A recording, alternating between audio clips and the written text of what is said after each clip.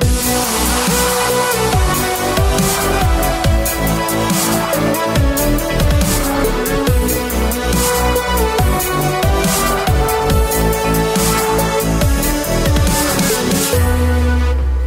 up, bros? Welcome to another Brograph Brocast. I'm Dave. And I'm David. And Matt is currently on vacation right now in California, having fun at the Disneylands. The Disneylands. With the Tinkerbell. So we are doing a little bit of a, I guess, fly by the seat of our pants show here, just to have a show. Yep. So if you haven't tuned in before, Brograph is a supplement to our site, brograph.com, which is a motion graphics tutorial site.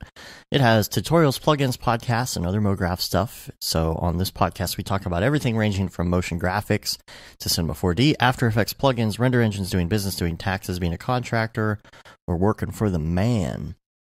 So don't work for the man, though. No, don't work for the man. And so we are kind of in the post-holiday recovery mode. Yep. I've had a lot of holidays here. And so I'm just kind of... we said we weren't going to have a show that week that we were up in Toronto, and thought we were going to have another one, but like it just got too crazy with the holiday. This is where the holiday fell, I think.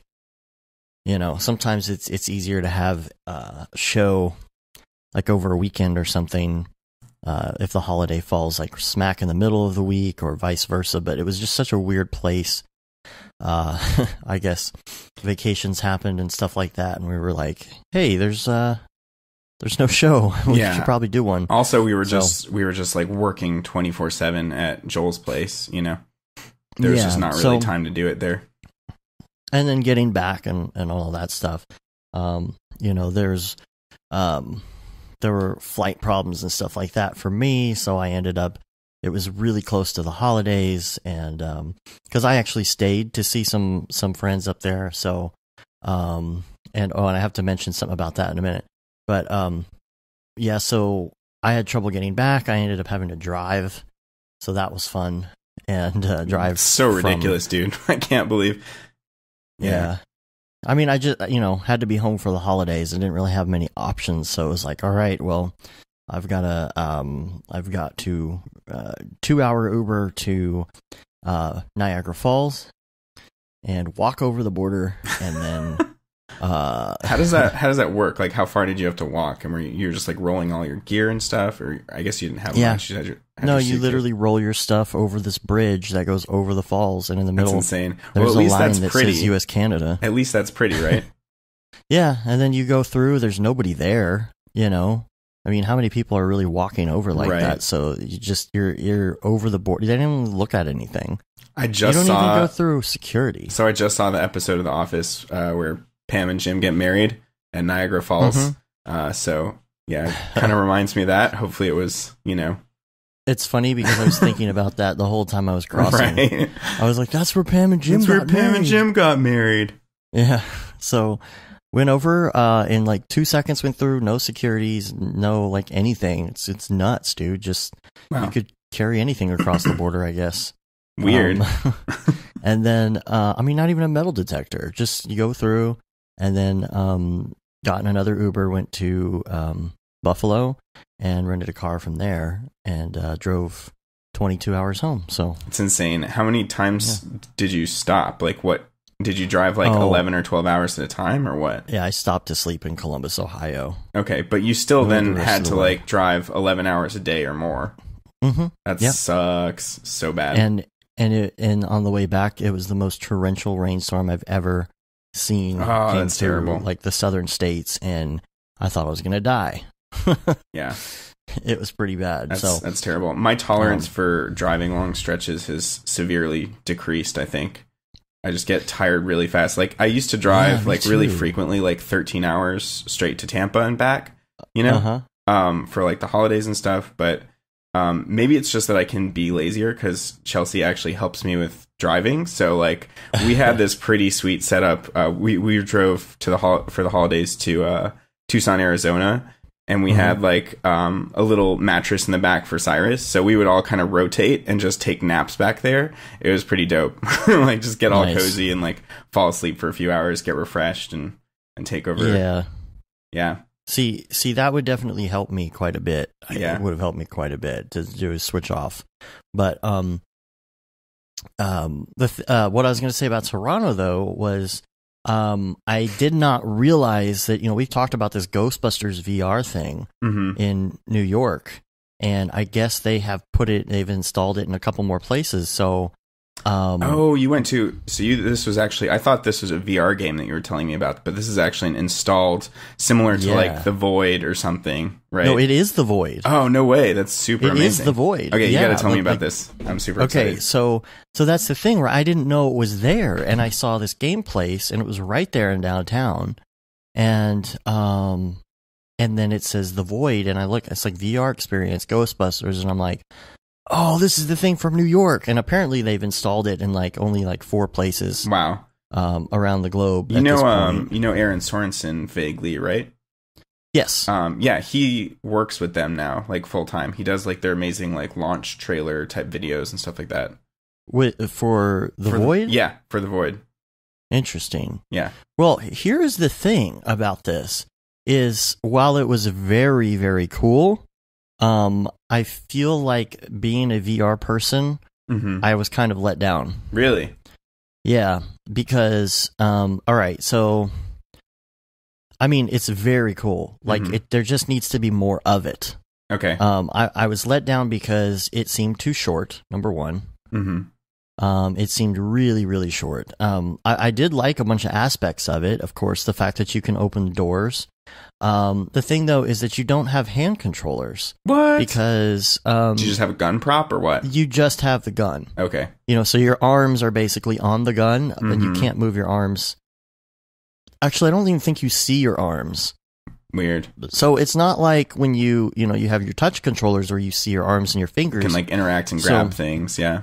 Yeah, but you can reach out and like grab a door and open it with the doorknob. But that must feel weird because it's like then you'll have like this phantom limb, like where's my arm? Am I touching this door or not? Right. And that's what the cool part about it was that you were free walking. You weren't tethered to anything like you are when you have the Rift on or the Vive, but right. At the same time, yeah, you have those other things that you have like the parts of it that like you can't do in your living room, and then there's some stuff that it's like, well, why wouldn't they do that? Like the hands, and so it's like besides the maybe it's too much tracking to track like both of your hands and the gun. Yeah, I mean that could be part of it. If you think about how many people go through at a time, yeah, how much tracking would be involved, but I don't know. It was really cool to be able to touch a wall. It was really cool when pieces of the wall fall apart, and then you have to go out on a ledge and you have to walk across like one of those window washing units that's on the outside of the building, and it's wobbling. Like they literally have the floor wobbling. No way. Holy crap. Yeah. That's amazing. And so then you have to grab onto this little pipe that's like a bar while the thing's wobbling, and you're walking across the window washer's thing to get to the other side of the building on the ledge. And it's so weird because you're thinking, I'm just in a warehouse. I'm not going to die. I'm in an empty warehouse. Yeah. Right. And, so that part of it was cool. And then the way that they do the layout too, because obviously you've got to conserve space where you're at, because the tracking is only limited to a certain area and a couple different rooms. So because you've got doors you can open, doors you can't open, but of course the way that they conserve on the space is that they have you walk through a bunch of stuff, and then you go down and get in an elevator, and then you turn around, and then the doors close, and then a platform kind of rumbles like you're in an elevator going up. Right. And then, the elevator, opens, air quotes. Right. And you continue on. But in real life, you've just walked to the end of the hallway and turned around and gone back the other way. Right. So it's just like a really great way to conserve the space. I just, after doing this, I have so many ideas. Cool. I'm like, gosh, this could be better, and this could be better, and then you could do this. And I'm like, I want to be part of this. I want to do this, That's awesome, man. So it's made me think about like, man, it would be cool to design something like that, or, you know, so I've last couple days been watching these Unity videos and thinking about like, you know, if I could even attempt to get into VR somehow. Mm-hmm. Do you think most of this stuff is built with Unity or with Unreal? You know, if I had to guess, I would, you know, it could be either. It's not realistic enough to where it needs Unreal, because Unreal, you know, always looks a little more realistic, I feel like. Well, Unreal also kind of gives you a better starting point, or like it does a little bit more for you. It's a little more handholdy, I hear, you know, a little more user friendly. It depends. The thing is that there's all those Unity, what do they call them? What is it called? It's the packages that you install in Unity. There's so many good, they're not like called plugins. Bunch of preset type things or what? Yeah, there are these packages you can buy, or maybe even get for free that kind of are a good starting point. Like they have something for Unity that's just like Blueprint for Unreal that is like almost just as good, you know, and everybody's using it. And I'm trying to get more into it so I can learn. I mean, the thing is that Udemy had a sale during Thanksgiving to where you could purchase these really expensive courses for like $5 a pop or something crazy. And so Matt and I were like, hey, let's just buy a bunch of courses to have on hand in case we ever want to do this, because they're really in depth and come with assets and just everything that you need. And so we bought one on Unreal and Unity, and I forget, we got some other stuff too, probably on Python, and, you know, just to have, because $5, who cares, you know? And so it made me want to get into that. I really enjoyed it, though. It was really cool. It was just too short. It was just way too short. How long's the overall experience? I mean, it felt like it was maybe 10 to 15 minutes tops. Wow. And is it collaborative with other people, or are you solo? Yeah. It is? Yeah, because you have to, like, cross the streams and stuff like that. You know? Nice. That's awesome. I mean, it is really cool when Stay Puft Marshmallow Man opens up and sticks his head in, you know. That's awesome. Pretty cool. So are they all Ghostbusters, or does it, like, rotate the experience? Or I guess you have to, like, custom fit that building to the type of thing it is. Like, if you want a moving floor type thing, then you gotta change things around a lot. Yeah, it is just Ghostbusters, but I'm just sitting there thinking, you know, you could easily make a floor plan that fit many different experiences. Yeah, that makes sense. So I don't really know what's stopping them. You put on the backpack. It's interesting because, I mean, it's obviously not fully an Oculus Rift system, but it's an Oculus Rift that you're wearing. Cool. But they're retrofitted, and so instead of being the kind that go over your head with the straps, there's a thing that goes over your head, but the visor part of it with the goggles is flipped up. And when you're ready to go, you actually flip it down. It kind of has a little hinge on it, and you like spring it down so you're ready to go. Cool. And then you know, you're standing outside before you start, and there's a door with like a light fixture on it in real life, you know. And so in real life, they point at the light fixture and say, when this light turns on, that means you're ready to go. And so you flip your goggles down, and then you look up, and there's a, you know, in-game version of that light. And then it flips. It's kind of like a sync point, I think. And then it's like, okay, you're ready to go. And then you go through the door and you start. And you've got to look funny. And, you know, they say that they have cameras and they're watching everybody walk through, you know, in the empty place. I should have done it, but I kind of wanted to open the goggles for a second and just look around and see what the inside looked like. Yeah, you should have. That would have been cool.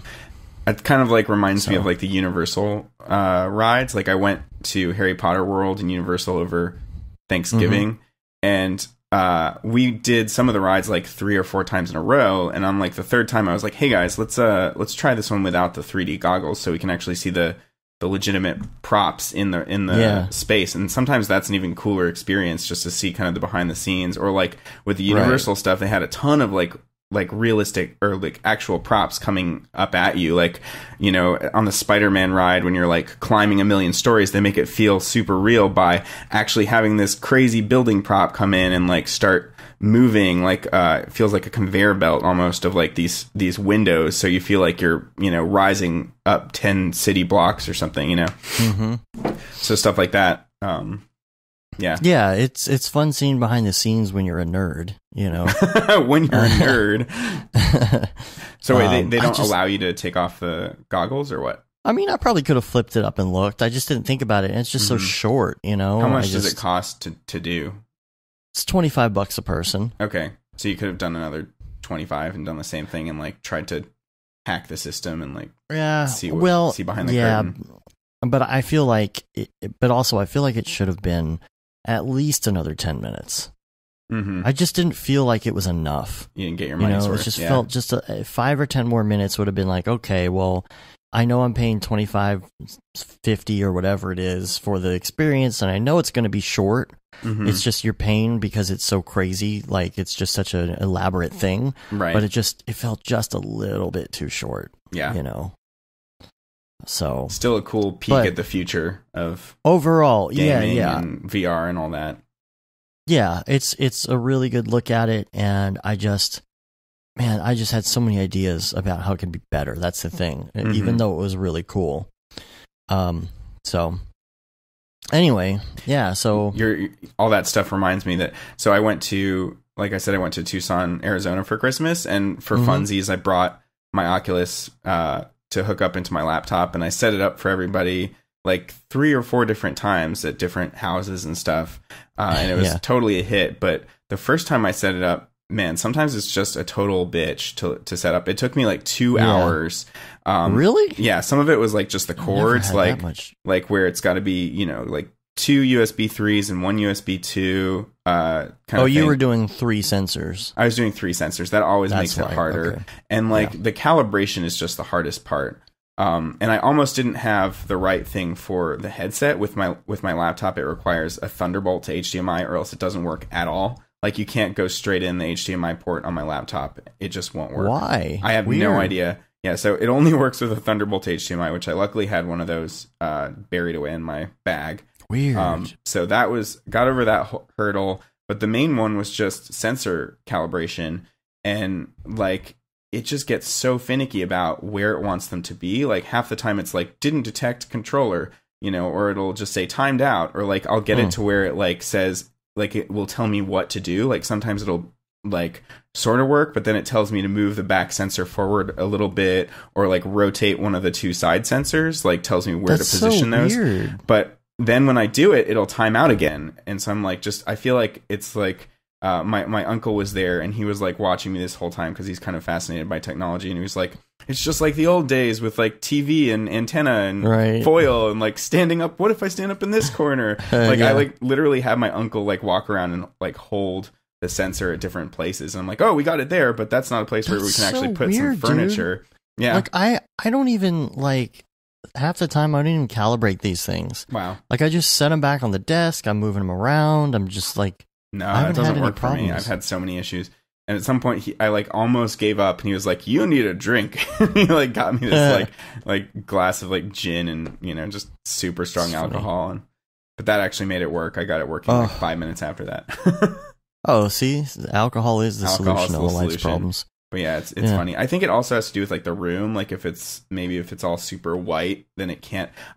It's hard because I don't know. I know that it's seeing the infrared light coming from the controllers and the headset, but I don't know if adding more light to the actual room helps. Like, it's like, should we turn on the lights? What kind of objects should be around? Like there's no good guide on what rooms are easy for it to set up, because I'm sure it's like kind of similar to the kind of tracking we do, how we do 3D tracking, and we know, okay, this room's going to be hard for it to solve. I bet there's some similar rules for the Oculus, but we don't know what they are. We don't really have a guide on that. So yeah, it was just funny. Like, so much of my vacation was just troubleshooting that stupid thing.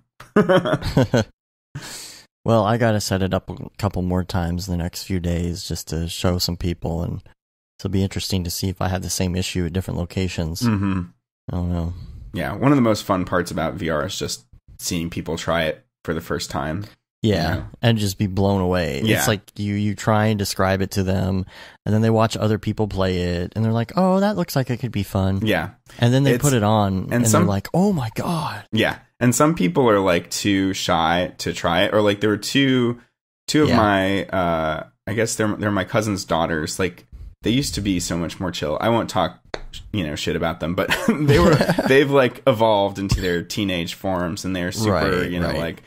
But so they were just giggling about it the whole time and like making fun of anybody that tried it and not trying it themselves. But really that was just a mask of like, they were too insecure to do it. And so they never tried it, and it's like, I don't know. It bums me out when people like miss out on that kind of experience because, they're too self-conscious, And that's happened a couple times, like especially last year, like we had it out at the Christmas party, and people were just trying it out, and some people were so like, "Oh no, I don't want to try," and it's like everybody's like, "No, come on, no, seriously," like, it's like, but I look like stupid. And it's like you look exactly like everybody else. Just own it, right? It's not even that. Some people are like, "Oh, I don't know if I'm gonna like it," and then everybody all these thinks other it's people gonna make them sick. Like, no, it won't make you sick. Yeah, but everybody else tries it, and then they get out of it and they're like, "Oh my god, this is the best thing ever! You gotta try this." Yeah, you'd think that would influence the people that aren't trying it. Yeah, I'm blown away by people who don't want to try it at all. I'm like, you don't understand. Like, you're gonna do this, and you go ahead and do this. And like, this is gonna minutes, this is in a few years. This will be part of all of our everyday lives. And the stupid phone device that you're holding is gonna be implanted into your brain. No, I don't know, a wearable contact or something like that. Probably, something like that. So it's just funny, but I'm planning on doing some more VR. Here's the thing: it's 2018 coming up. Hopefully, by the way, everybody saw our Christmas card. Yeah, I was going to talk about that. I love that thing. Jack in the butt. Jack in the butt. I also love the the souls, burned into the plastic thing with the face coming out of the plastic. Yeah, that was funny. Was that some collision deformer action, or how'd you guys do that one? That was literally the faces just. It's just coming out up and without down, just coming actually out deforming of the surface. Nice. Yeah. Easiest trick ever. That's great. Yep, just straight up in and out of the plastic. You didn't do like Tony with his dead mouse hands coming out of the cube thing. No. Isn't that funny? Yeah. I just had it come in and come out. We were trying to, get it done, and props to Matt for finishing it up, because I had like a couple scenes left at the end, and like the elves were like the longest part to animate, because they're standing there talking for forever. That's like the whole thing. They're doing the pitches and stuff. So prior to leaving for Joel's, I don't know, I figured probably about 90 hours animating. Holy crap. Those elves, like for weeks. That's all I was doing. That's when I wasn't working. Really impressive that you guys put that much work into a passion project. That's super awesome. It's like finally we get something out, So I don't know. Yeah. So, but I had a couple things left. I had already done the Jack in the butt scene. I had I think we might have left one little snippet out or whatever, but for the most part, it was almost there. I had it rendering the whole time we were out of town, and when my travel debacle happened, Matt stepped in and finished up some scenes for me, which is awesome. Because we were almost like, we can't get this out now, before Christmas. And I was like, well, it's called Next Christmas, so maybe we could release it after Christmas. And right. Matt was like, no, we got to do it now. So he kind of stepped in. So gracias for that. And that was hard too, because you guys were like babying renders along on Mr. Meeseeks while we were at Dead Mouse. Yeah. I was just logging in and making sure it was going. Of course, then I had problems. And then, of course, you're always worried, what if my team viewer screws up on the other end and locks up, which and happens I don't have to access. Me. Or like my whole computer will crash, once in a while, and or Windows will cause an update. I finally, so that's kind of a segue to, I'm building a third PC, and this time I actually bought Windows Pro just because you can control the updates. Yes. So, but my third PC, did I tell you I'm getting 4 1080 Ti's? So I'm basically just awesome. bankrupting myself right now so that I can have a render farm. It's worth it. It's worth it. Yeah, and it's funny. I mean, ramen. We were just talking about this, how even at Dead Mouse Land, it feels like we never have enough render power, and that's just like the biggest bottleneck is just rendering. And because we had so many cards we were using. Yeah. It was crazy how much power we had, and we had our own, and we were sending them to our own farms, we were using our ones at home too. Yeah, when you've got like a tight turnaround job, you need so much, and I guess that's why people are always talking about, pixel plow and render farms and this and that, but that still doesn't make sense to me. Well, like, I'd still rather have my own. I would rather own my own farm, Right. But it's also the fact that, like, the more power you have, the more you try and push what you're doing. Of course. What we were doing was crazy. Like, if you think about what we did while we were there, and in what it looked 6 days, we pumped out a ton of content. And think about, like, 10 years ago, like, what it would take to pump out that content, and what it would take to even tweak it, and to see what it looked like, and then to render it. Like, you would be on CPU looking at little pieces of it, and then hoping it turns out through a pinhole of buckets.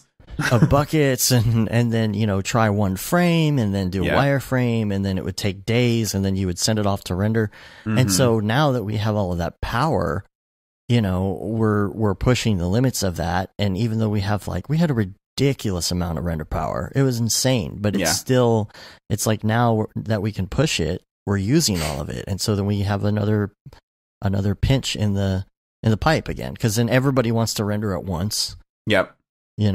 And then if you want to render and still work on another project, you can't render from your computer. Right.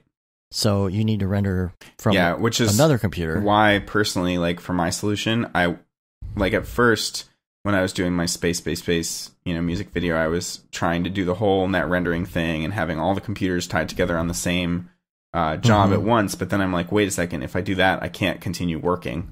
Right. So my solution has just been having really good separate workstations, each of them capable of rendering jobs. And so I'll design on one, and then set that off rendering, and then design on the next system and set that off rendering. But even so, even with 2 really powerful PCs like that, I finish up 2 shots, set them rendering, and then I'm stuck. I'm like, okay, well, now I guess it's time to go hang out with my family for a long time and watch a bunch of The Office and this and that.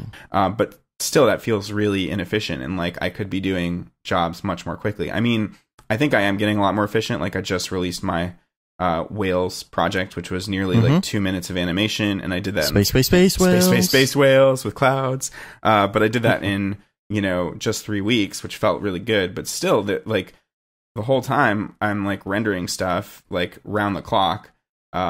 And if I've got a third machine, then I definitely feel like I'll be able to keep on working. And if it's a really tight turnaround kind of thing, then I can pump it out so much faster if I've got another system. It's just always the biggest bottleneck is just rendering, It's That's no why longer designing. It's exactly.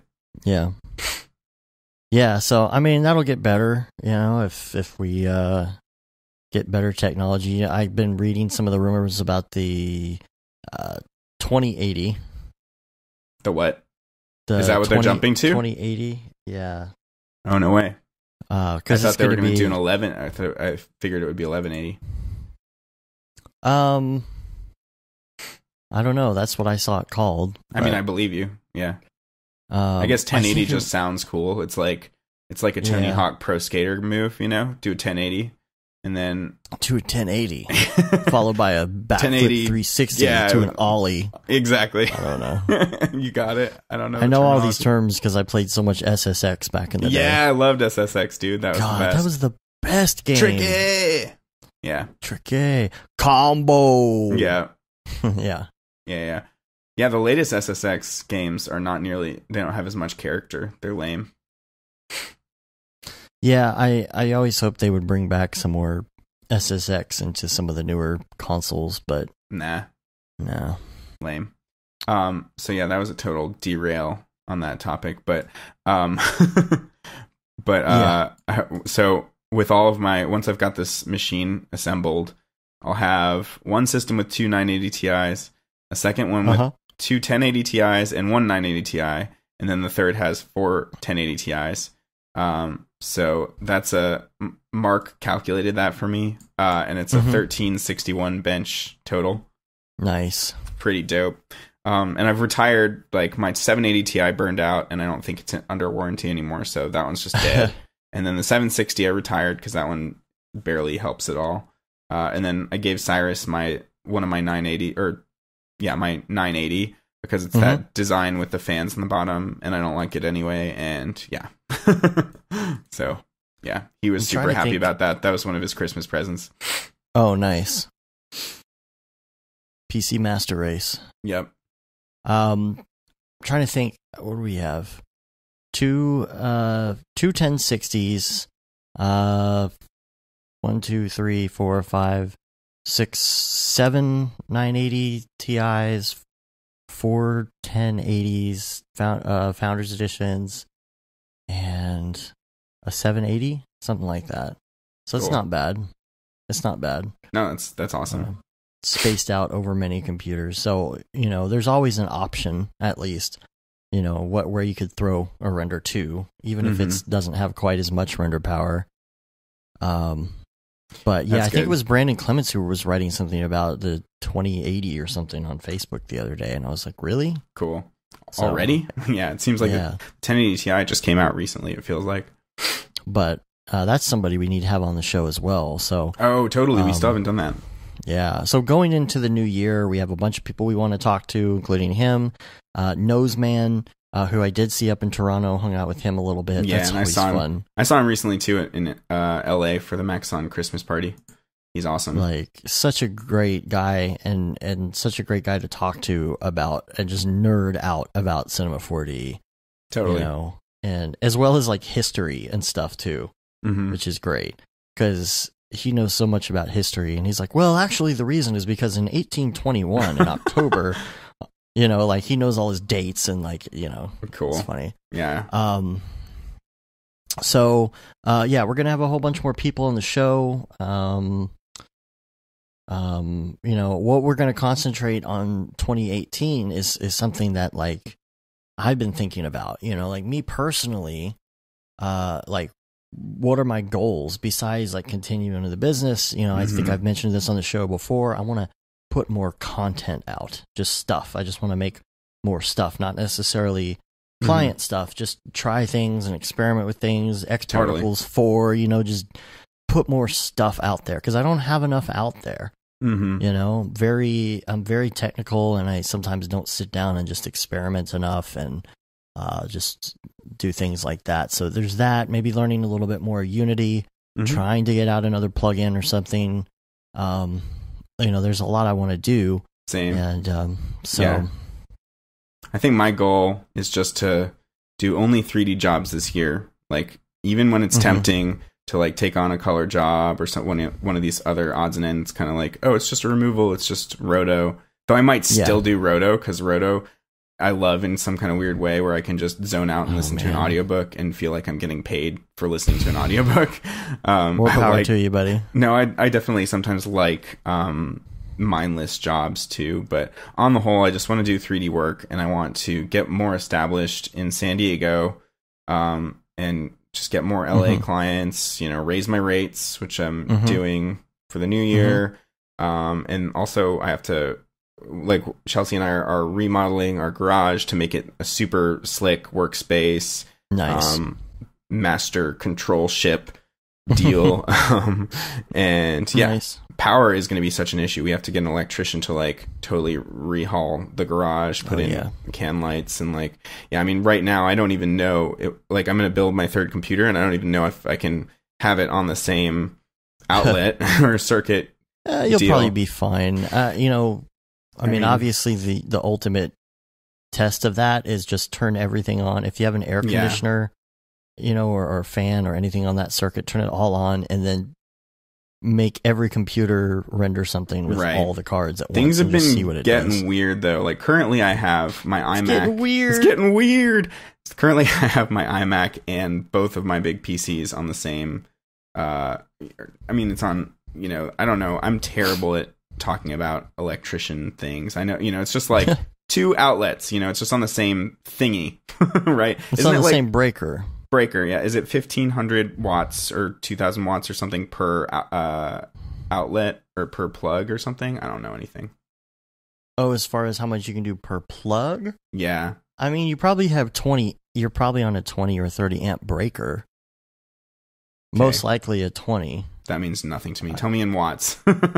Well, I mean, that depends. Oh man, I don't know. It just, Anyway, what's been getting weird is well, first off, it's my battery backup, which is like, it's like okay. a $600 battery backup, but I have the same. Yeah. It'll get close to maxing out, and hitting 100% capacity. But lately, it's just been doing this really annoying thing where it just goes beep beep beep beep beep beep for like a minute straight. And I looked down there, and that's like a warning light that says the batteries are dying and need to be replaced. So I might just need to order new batteries. So I don't know if that's actually like so much a power issue, but a lot of the time it will hit max capacity and just do a long, annoying beep when everything's rendering. So I don't know. We'll see. We'll see if I explode the whole house, then it would have been worth it. I don't know. So I don't know how much. I mean, so you're not wiring anything at all yourself, are you? No, not at all. I don't know anything about that. I'm a total like. Oh, okay. Yeah, I'm basically useless when it comes to real world things. Like if you put me in front of a computer, I'm good, and that's it. Well, if you want to figure out wattage, I mean, it's amps times volts equals watts. I really think that like what you have to be looking for is how many amps your stuff are drawing. Like, okay, because that's the voltage, but like as far as amps, most. In general, I think most things, like if you plug in a laptop or you plug in a TV or something like that, for the most part is 1.5 amps, I believe. It's going to kind of be an average. Now, if you get into something like a Mac Pro or like a really huge, like decked out PC, mm-hmm. yeah, that's going to be higher. But like your just generic electronics are like 1 or 1.5, and I guess you're not wiring anything, but I mean, there's a lot of stuff you can wire. So I guess it must have a lot to do with my upbringing. I didn't realize so many people didn't do electric wiring. Yeah, no. Like, have you ever rewired a switch or a plug or anything? No. Really? No. See, I guess not as many people. Like, this is just my upbringing. Mm-hmm. Just watching my dad do it. So then when I had a house, I'm like, oh yeah, sure. Flip the breaker, right? Wire up this new plug and turn it back on. Cool. Nothing's exploded, so so you're good. I mean, you just got to test everything and make sure you don't touch anything. Mm-hmm. That's about it. So cool. And yeah, but then when it comes to certain aspects of wattage and volts and amps and stuff like that, yeah, I'm not as good with all that, and like multiple phase circuits and all of that. Yeah, that's a little over my head, but yeah, I mean, I can rewire a plug like no problem, or add a plug, or sweet switch, or do a 3-way switch, or whatever. You're just talking gibberish to me, bro. Yeah, but it sounds cool. If you are doing like your own office, you do have to think about that. I know. Well, that's why we're hiring an electrician, yeah. But maybe I should be more involved in that process and be like, hey, I need to plug in all 3 of these machines at once, and they're drawing a lot of power.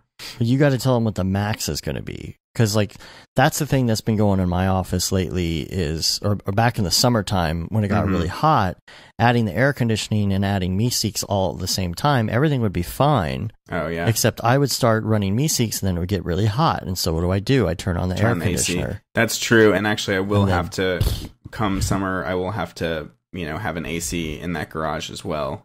Otherwise, so that's going to be a huge draw. You really got to think about that. Say, okay, what is like a window unit going to draw for you? Yeah. because that's going to be a crazy amount. If you could put that on a separate breaker, or I mean, if you can, worst case scenario, I've got some of my render systems, they're not all in one place. Maybe I have them just spread out through the house. Yeah, I mean, if you got them spread out through the house, that's fine. Right. That's totally fine. Regardless, it's just when you have them all in the same breaker. Yeah, exactly. And all of a sudden, a 20 or 30 amp isn't going to do it. It's like, okay, well, maybe you should split these up. Yeah. I think I'll do what I always do, which is just go in blind and try to do the thing, and then when I run into trouble, problem solve at that point. the lazy, terrible way. Move the computer to another room, plug it in somewhere else. Yeah. Just get multiple breakers in that room if you can. That's all you really got to do. Okay. I mean, most of the stuff in my office runs off of one breaker. Cool. So. Anyway. Yeah, so quick wrap of Dead Mouse. I don't think we're going to go too far into it because most of it was on the interwebs, but we had a good time. We hung out. We got to try the Szechuan sauce. We did. Oh yeah, how could I forget? Which is amazing. Amazing. That was one of those moments where you're like, is this really happening? Right. But then it just kind of tastes like every crappy McDonald's or whatever grocery store sauce you've ever had, and you're like, huh. Exactly. And you're just like, oh well, whatever. Oh well. But at least we can say we tried the Szechuan sauce in real life. That's crazy. Not many people can say that. So that was really cool. True. Everybody there is really awesome. They were super accommodating. Nice. Yeah. They take care of us and, let us rummage through the refrigerator. Yeah, we ate all of Joel's chips and snacks. He was like, you guys are just eating all my snacks. Eating them out of house and home. Yeah. But at the same time, he's like, man, whenever I have people over like this, we get to have a lot of leftover pizza, so that's good. That's good, yeah. So, the first night we got there, I thought we were just going to start setting up software because that's what you guys said, and we were, I arrived late at like 8 p.m. or something. But nope, we went, straight to work and worked until 4 a.m. So that's like an 8-hour day right there, right. Out of the gate. So that was pretty crazy. We just went right at it, man. Went right at it. I reached for because we had less time that night. I reached for one of the cities that I'd already designed for my tutorial, one of my EJ tutorials, and started messing around with that. And then with the fog and using Nick Scarcella's HDRIs, the Manhattan Nights, to create those interesting. Gosh. We used the crap out of that. Yeah, I love that. I've been using it like crazy recently. It's in everything. I use that in the pinball thing that I made. Yeah, I go back on my statement about HDRIs, and never using them and hating them. I'll use them if they're cool. Yeah, and those are cool. It's the crazy ones that are fun. It's the crazy ones that are good. Yeah, and then you had the idea of, once I had that city, you were like, oh, put a giant mouse head in it. Attacking Show the city. Me what you got. Show me what you got head. So that was fun. And I did this kind of trick to make it loop by kind of imagining the city like it's on a turntable and like you're pivoting around the center. And then like kind of rotating it quickly and then easing in. So it's like I don't know, I'm going to use sound effects. No, I'm not. It's like a fast, slow kind of thing, so you like zip in and then go slow and then goes fast out. So it ramps in and then slowly does the orbit, and then on the end of that orbit goes back to going super fast. So that creates like a really big streak of motion blur, and that's kind of like a trick where how a lot of the time you can kind of mask a cut in a whip pan.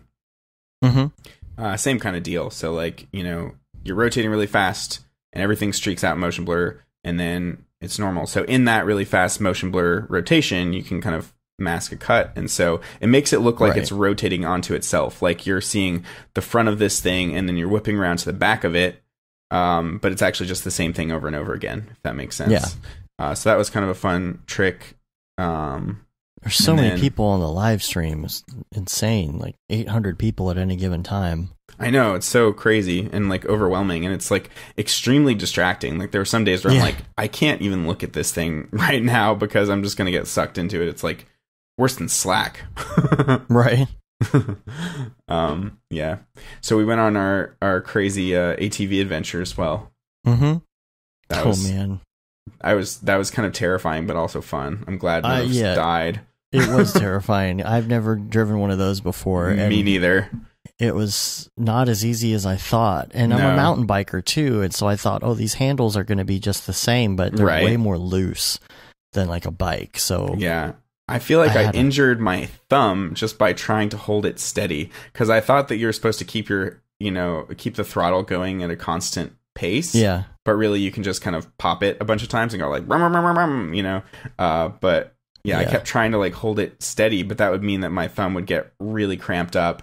And then moments where we'd hit like a big bump, I would like accidentally press the throttle too hard and like it just felt so out of control a lot of the time. I almost at one point flipped over backwards because I had it go over this really big log that I probably shouldn't have had it drive over. I was like, yeah, it can take it, you know. And then, like I almost popped a wheelie and fell off. But yeah, so I looked it up after we did our ATV adventure, and it's like something like 20 times more deadly than skydiving. People die on those things all the time because they get crushed on them. Oh man, yeah. I was like, you know, and I'm on blood thinners too, so I'm like, real careful about that stuff. And I'm like, whatever, you know. But there were only 3 of those and 4 of us. Yeah. So at first I was like, all right, who am I going to ride with? Definitely not Joel. Right. Because he's just like, don't do what I do. I'm like, okay, I'm not riding with you. Nuts. It's like, yeah, of course. Don't. And that's the problem, is that like I drove and then you switched off and got on mine, and then he was like, all right, you can ride with me. And I'm like, oh God. I'm like, don't do anything crazy. Yeah. There's like nowhere to hold on, you know? So I know. Yeah. At first I was like, all right, do I ride with Dave or Matt? And I was like, Matt is a more reckless person to some degree, but Dave has never driven one of these before. So I'm going to go with Matt. And luckily that was the right choice. Matt did not chuck me off the back, so it's good. Props to him. Though there were a few times where I felt like I was going to fall off because of the quick acceleration, but I managed to like use one hand to keep my, keep it so that if I, started flying backwards, I wouldn't. And then another hand, if I started flying forwards, I wouldn't. So I had like, doing the splits with my hands there. And yeah, so weird. I had such shaky hands when I was done. Like my hands were too. From grabbing on. It was a workout, weirdly.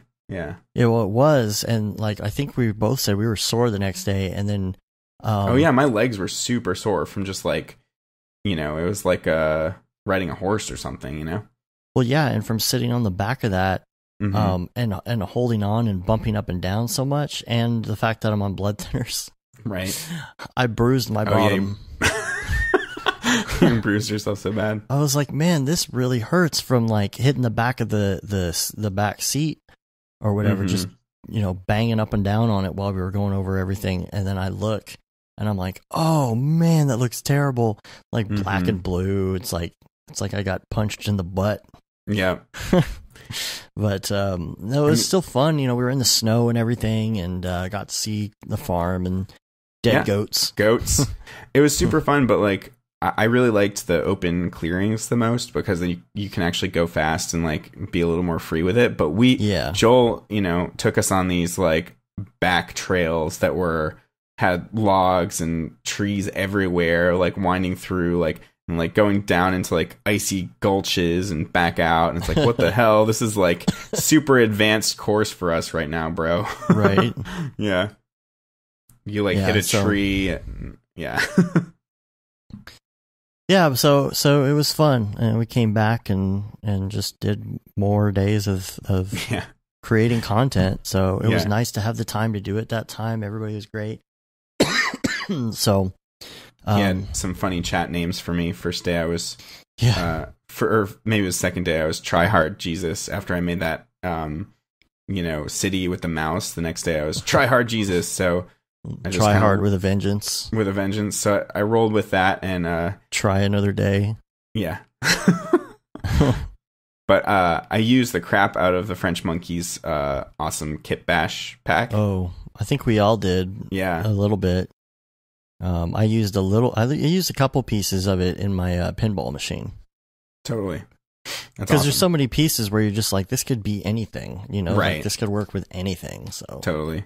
Which I'm amazed that you modeled that thing from scratch. Like, I think we each had a day, like, where we were like, I'm just going to be super methodical and make something really good because I have the time to. Right. And so you just sat there and, like, designed your epic from scratch pinball machine for, like, 15 or more hours, and, then shot the crap out of it, different camera angles and stuff. And I love that you did that animated After Effects, like, billboard, and, with all that stuff. You totally tricked it out. So good. It was fun. Yeah, totally. And then, my try hard was, assembling all those crazy, kit bash French monkey models, and then like lighting it and texturing it and animating it. I spent like at least 15 hours on just that one little shot. And Nick Campbell commented on my pinball on Facebook. Oh, nice. That's awesome. He was like, dude, sweet pinball machine. I'm like, yeah. That's awesome. Got props from Nick. Props from Nick. That's all. Cinema 4D and pinball, really. Yeah. I mean, that's right up his alley. Those are his two favorite things. Yeah. Right. I'm surprised you beat him to it. I know, right? It's because he doesn't like modeling. Yeah. So yeah, with my scene, that was really fun because I'd never really kit bashed something to that degree, and it felt like designing something from scratch, even though it really wasn't. But it's kind of like cutting all of the millions of hours that I'm sure, French Monkey took to model all that stuff, because those are all Fusion 360 models, like, experiments from his dailies. So I just made a mega, cluster out of them. But then the only issue was once I assembled all of them, the scene was like 25 or 35 million polys. That's what I was going to say. Yeah. Yeah.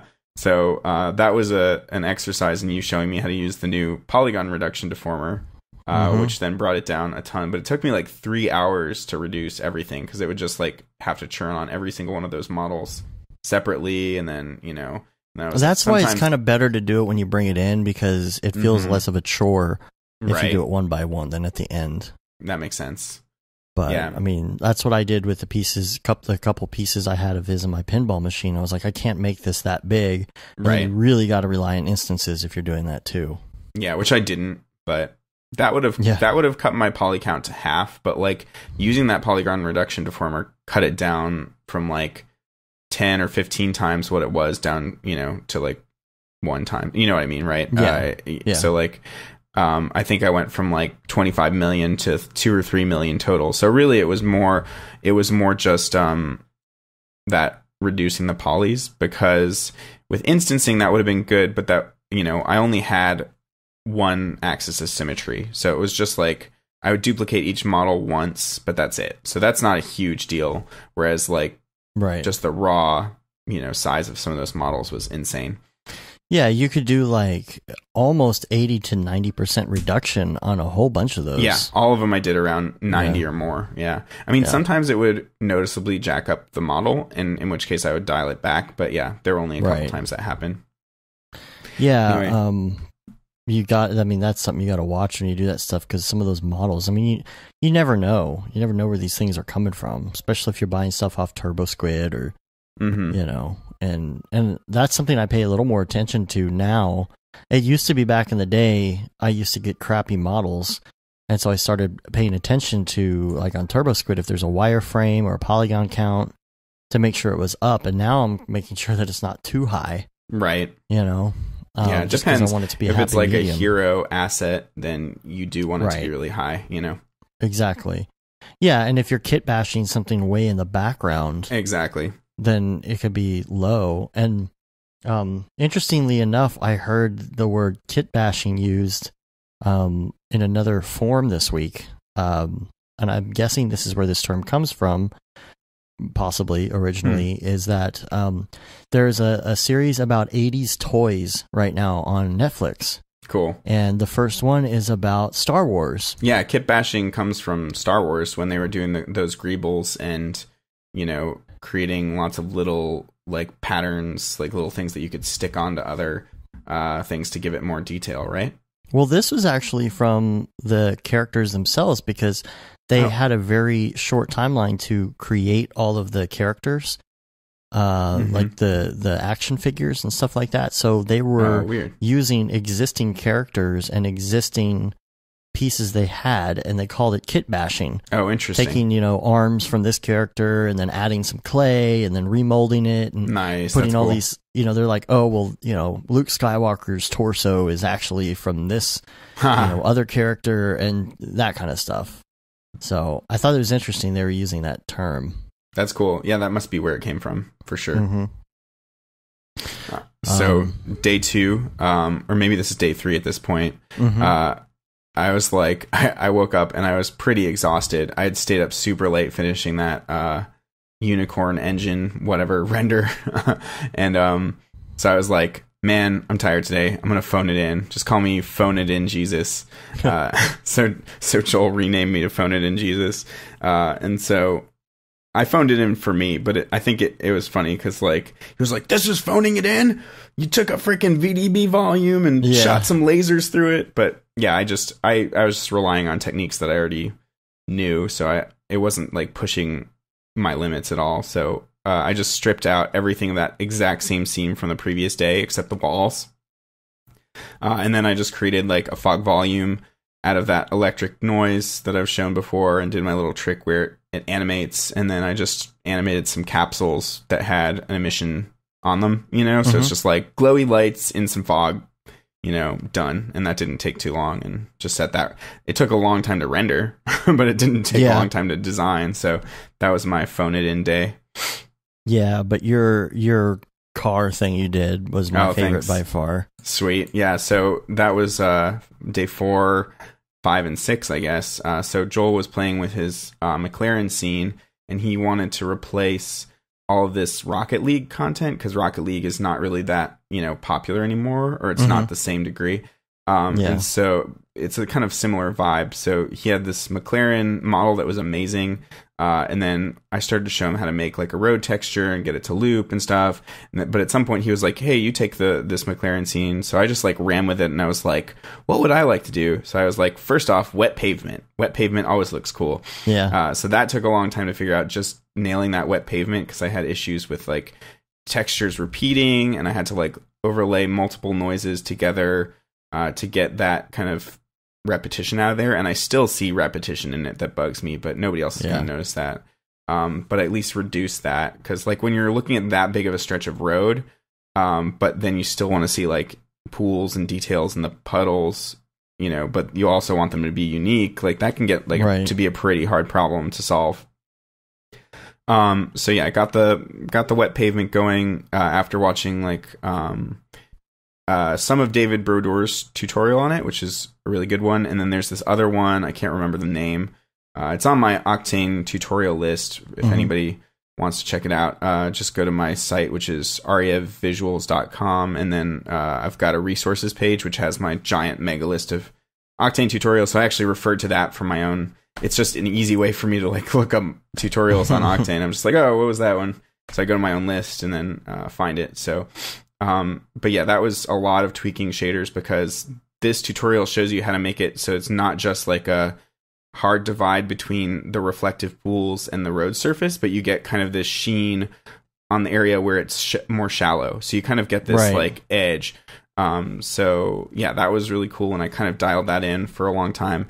And then I was like, okay, where do I put this road? And obviously I hadn't done any space yet, so I just reached for that. And the cool thing about that is that I've got this, I made this seamless, space HDRI for my music video and for Katy Perry, so it was easy to throw in there. And that makes it really easy that if you don't have to worry about the orientation, because I kind of wanted this started turning into like this Rainbow Road-esque thing, and so if the road is twisting and going all crazy, then you don't have to worry about where it's facing, because then it's all space. So that's just the easiest thing to do. And then also it was really fun playing with the car shaders. So I like kind of tweaked this car shader and added a clear coat to it. Man, that paint looked phenomenal. Thanks, man. And I mean, paint. The real trick was again Nick Scarcella's HDRIs, because all those different interesting light reflections, show up in the paint when the camera's rotating and when the track's going all crazy and doing loops and stuff. And yeah, and the interesting thing is that you can combine. So like my star map is set to visible only. It's not affecting the light. So you can have two different HDRIs in your scene affecting things in different ways. So the star map is just set to whatever it's called. It's as if it's a backplate, but it's not affecting the reflections or the light in the scene. Right. And then Nick Scarcella's HDRIs I was using to actually light and cause reflections in the car's surface and in the pools of water. So all that stuff put together looked pretty cool. I mean, it doesn't look realistic at all because it's like, where's all this neon light coming from when we don't have a neon light city? But I'm like, who cares? It just looks cool. It doesn't matter. It just looks cool. It just looks cool. Yeah. And I mean, when I tried putting in, I was going to, like, originally my grand plan was like, okay, I'm going to have futuristic buildings or like the Art Deco city pack, or one of these cool building packs that are lining the streets. And then I'm going to use what's his name? Someone cover it. Crap, I feel terrible for forgetting his name. Yes. Is it Aaron Coverett? He made Aaron, I think. Okay, cool. He made the signs pack of like, it's like this art directable neon signs. Yeah. And he's awesome with like all that cloth stuff. But anyway, so I was like, yeah, I'll use his signs and then I'll, just go crazy and make a neon city. But the second I started putting buildings in, it just blocked all the light, and made it feel like way darker. And then I would have had to work a lot harder to get all that light back and add in all these, maybe strips of lights along the road. And it was just becoming too big of an endeavor. So I was like, screw it. It's Mario Kart. It's like Mario Kart in space. Yeah. And then I was playing with like, it's just one thing after another. It's just kind of like building up a scene and adding in all the bells and whistles you can think of. So it's like, okay, now how do we get this road to twist, which was a really hard problem in and of itself that I had never dealt with before. And thankfully you were there. That was like one of the best things about this job was that we got to make whatever the hell we wanted, which is always great. But then always awesome. We were all in the same room together. So we were like, hey, how do you do this? Or like, take a look at this. Do you like it or not? And then, so you showed me how you've got this crazy trick with, so say you've got a spline that's twisting and turning. For the curb stuff. For the curb stuff, and you make a sweep nerve out of it and all that. If you try to duplicate the spline and just move it in space, it's not the same as creating an offset that contours with that same spline. It'll overlap itself in certain parts and become a disaster. So there's actually a way of what you do is you can have that same sweep nerve, but then go in to the profile spline and offset those points. The axis center. Yeah, I don't even know if it has to be the axis center. You have to just grab all the points. Like, you go to point mode, grab all the points, and move them. I don't think because it's the opposite. You're leaving the point, you're leaving the axis in the center, and you're moving the points away from the center. That's true. Yeah. You're right. So the axis center is still the original, but by moving the profile of the spline, it creates a true like offset spline. And I wish C4D had an easier way to do that because like apps like Fusion 360, for instance, you can create a spline and then create offset splines from that match the exact same shape, but just grow or shrink that spline, however complex the path is, I have to add that to the list next time we see the engineers. That's true. That would be a really good one. Next time we see the Germans. Yeah, totally. Yeah. So that trick allowed me to make curbs and then make the sidewalks, and I did this cobblestone pattern, and with displacement using some polygon textures, and then I also made a layer of water, essentially like in the cracks of those cobblestones by just creating another extrusion that's slightly lower, but then just with a perfectly shiny material. So the cobblestones also shiny. Yeah, there's a lot of shiny going on that week. So and then all of that, it's almost procedural because you showed me that you can instance the master spline that's drawing the road. Yeah. And then just in every one of those sweep nerves, have it be an instance of that. So when you change one, it updates all the others.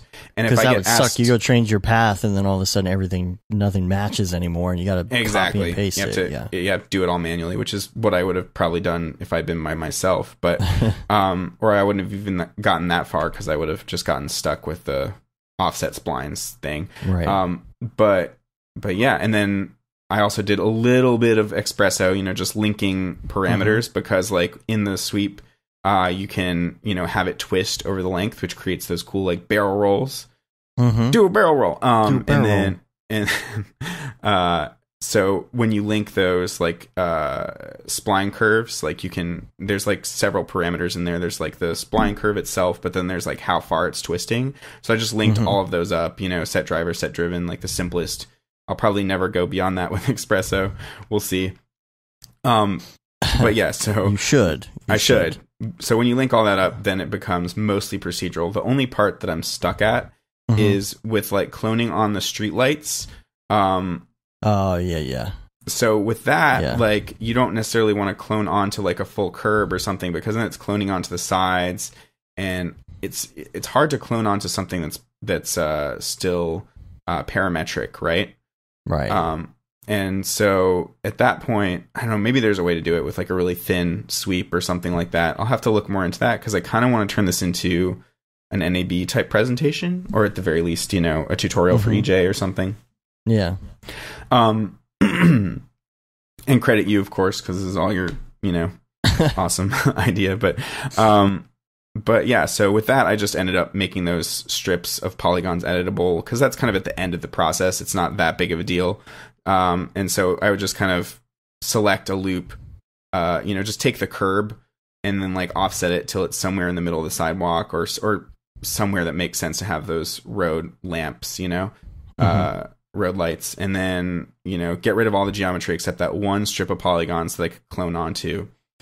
So yeah, but then the issue was how to clone onto them when. So like at first I was like doing a clone onto surface, right? And that would the issue there was that they were overlapping, like because it would just randomly decide where on that surface it would clone onto, and then they would overlap. So then I was like, what can I do to solve that? The vertex mode wasn't working, because then I had to have, because of the road twisting, if I wanted to limit the number of polygons to a low number, you would, I don't know, this is kind of hard to describe, but with audio. With audio, there's a low number of subdivisions, so it wouldn't follow the curve perfectly. I would get lights that were floating in midair because it wasn't enough subdivisions. That makes sense. So, but then when I put more subdivisions, then I've got way too many lights, right? So did you do a push apart? This was the first time I successfully used the push apart effector. And at first I was just using it like it's meant for, which is just kind of separating them apart. And that kind of got them to go on the same axis at first and just separate from each other. But at some point it would break, and they would go off in like totally like crazy directions that were not on the same surface as what I was cloning onto. So that was weird. But then I was like, hey, there's this other mode called hide. So what I could do was just crank up the number of instances in the cloner, like have way too many instances, and then cull those instances down with the push apart effector.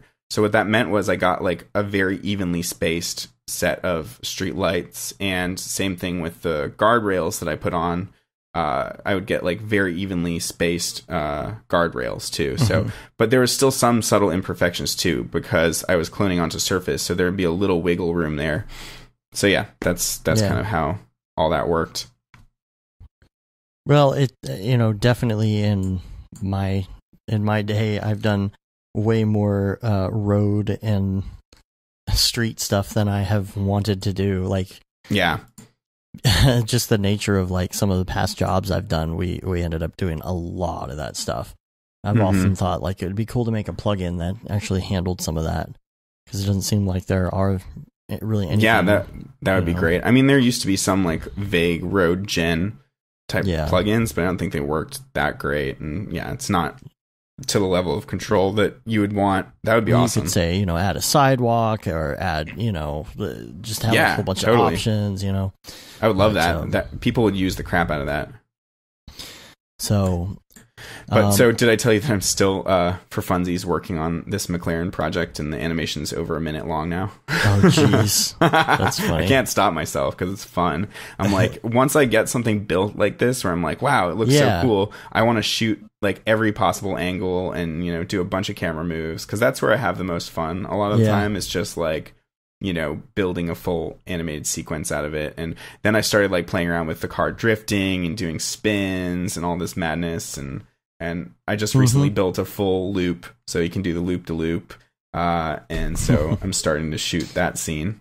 That's what I did with the pinball machine scene. Exactly. It's like once you have it built, it's like, oh, let me try camera angle here, and then I'll do a rack focus here, and then a push here, and then I'll do some sort of a, weird camera move, like tilt the camera this way and yeah, exactly. Do follow like the pinball, Dutch angle, and yep, all that kind of stuff. And it's like totally. It's all built, it's so easy to just go in there and try different things. And again, that's another Octane thing, is the fact that, you could sit there and see real-time, real-time shots and rack focuses and play with stuff, Yeah, exactly. Stuff you couldn't do before. So. I mean, that's the part that feels like being a DP to me. It's like once you've got all of except that you have to build the whole world and then you have to light the whole, lighting the whole world is definitely a DP thing, but you have to build it all, it's not like you've got actors. You have to be responsible for all the animation and all the moving parts. And then you've got a world that's like super cool where you can play and shoot it from different angles with different, lenses and assemble a sequence. But yeah. Right. Well, we have some questions from some people, topic ideas and such. I don't know if you have anything else. I got engaged. Oh yeah, congrats. Super schmoopy. Yeah, thanks, man. Yeah, I'm so happy. That was last night, right? It was yesterday. Yeah. Okay. Cool. I don't know. Well, I don't know when this is going to air, but I think, and the other thing too about Deadmau5 is the big secret thing we were working on the whole time we were there that we couldn't show. I guess this will be released after it's shown, but I'm going to wait until Matt can be on to talk about it too, because he did most of the work on that. I'm sure he's going to want to talk about in depth on how we did that. So if you are wondering what we're talking about, it's probably the first or second at this point. So just go ahead and look for YouTube videos of Deadmau5's countdown, and then you'll know exactly what we're talking about and why we've been so excited about it. But yeah, man, congrats. Thanks, dude. Again. Yeah, I'm not good at surprises, so that was tricky for me. But also Chelsea and I live very close life in a small house together, and we're like together all the time because we like each other so much. So it's like this makes it even harder, to like surprise her in any way, But right.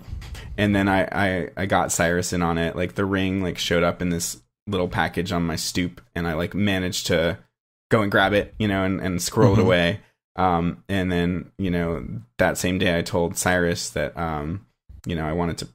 That the ring arrived and I wanted to propose to her, and I was like, can you help by taking a little video of it or something when we do that, and I was like, and we can just go out on the beach and have a nice beach walk like close to sundown, and and he was like, oh yeah, that's great. And then immediately afterwards Cyrus is like, hey, you guys want to go on a beach walk? I'm like, no. So like, yeah, he's a kid, he's not good at keeping secrets. So I was like, okay, I need to do this soon. Right. So the very next day we went out, and it was like there were so many things that could have thrown a wrench into it. Like Cyrus was maybe gonna have a friend come over, and a lot of the time we get lazy and don't actually do the beach walk. So but I had just given Chelsea a macro lens for her for Christmas, the 100 macro stabilized edition. So that was a good excuse. Like, hey, let's go shoot some photos of creatures on the beach, super close up. And so, we went out there, and there were like a lot of people out there, which I didn't really like at first. Like, it didn't feel like a good mood or vibe at first. And the sun was still relatively high in the sky, so like when she was like photographing something, I like kind of took Cyrus to the side, and he was like had his phone out and everything. I'm like, whoa, calm down, like so I was like, I'm gonna wait till the sun goes down a little bit more. So we waited a while, like the crowds thinned out a bit, and then just as the sun was about to go down, I was like helping her with the settings on the camera, and she was like paying attention, shooting like some other stuff, and I got down, and I was like, hey, Chelsea, what's this on the sand? This could be really cool to shoot. And then she turns around, and I'm on one knee and have got the ring out, and she's like, "What are you doing?" She was like totally shocked because she thought it was going to be like months from now. Right. And Cyrus like busted out his phone. He was like, "Wait!" And and she was just like so taken aback because she had like her jacket was only like half on, and like it was just like super awkward. And she had this big camera in her hand. She was like, like later she told me she just wanted to chuck the camera, but then she's like, "Wait a second, this is super expensive," So she just like took a picture of the ring. It was like her first instinct. It was so funny. And then I like said some super schmoopy stuff, and then I had, wanted to get wanted to say this for like 10 years, and then will you take this schmoopy to be your lawfully wedded schmoopy? Yeah, exactly. Yeah. But yeah, it was really fun. And yeah, so nice, dude. Looking forward to having you guys at my wedding in France. Yes, dude. I'm all about it. All about it. Sweet. Let's go to the castle in France. Go to the castle in France. That'd be super sweet. Yeah, man. Can't wait. Cool. Well, so you want to get to all the questions? Yeah. Cool. I know. I don't know how much time you got, so we'll do what we can. It's whatever. We always say it's going to be a short show, and then it's just not. How long have we been going? Some of this is just we've been going like an hour or 20, I think. Yeah, it's not too horrible. Some of this is just stuff we'll go through real quick. Not necessarily. None of these have to be super long.